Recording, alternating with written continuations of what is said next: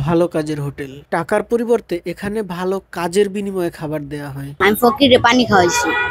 হ্যাঁ, আমরা টাকা তো নেই না, আমরা প্রতিদিন একটা ভালো কাজের হিসাব নেই। আর এমন না যে ভালো কাজ করলে ওনাদের খাবার দিব বা ভালো কাজ করলে খাবার পাবে।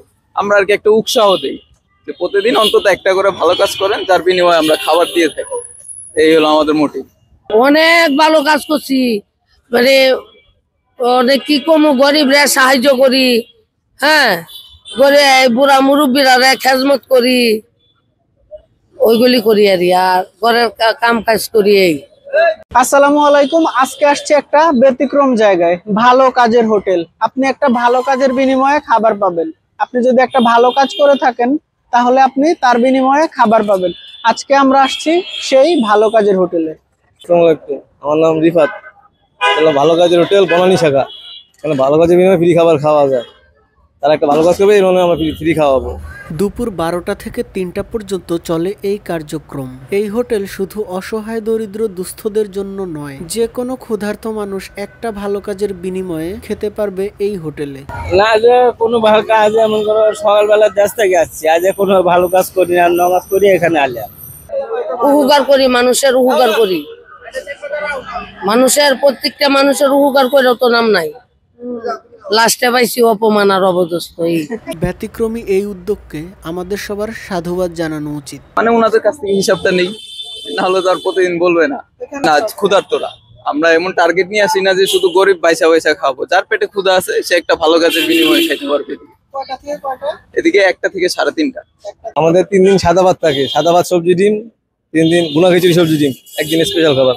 এর আগেও খাইছিলাম, অনেকদিন হলো আসি না, দেশে গেছিলাম। এর আগে কি ভালো কাজ করছিলেন?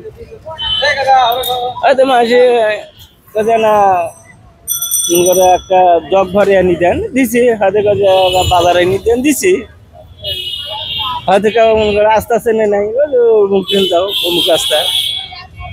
ভালো কাজের হোটেলের উৎপত্তি ইউথ ফর বাংলাদেশ থেকে। 2009 সালে আরিফুর রহমান ও তার বন্ধুরা একটি স্বেচ্ছাসেবক সংগঠন খোলে। এই সংগঠনটি মানুষের কল্যাণে কাজ করা শুরু করে এবং পরবর্তীতে খোলে ভালো কাজের হোটেল। হোটেলটির ধারণাটি হুমায়ুন আহমেদের টেলিভিশন নাটক সবুজ ছায়ার একটি চরিত্র দ্বারা অনুপ্রাণিত হয়েছিল, যিনি মানুষকে প্রতিদিন একটি করে ভালো কাজ করতে উৎসাহিত করেছিলেন।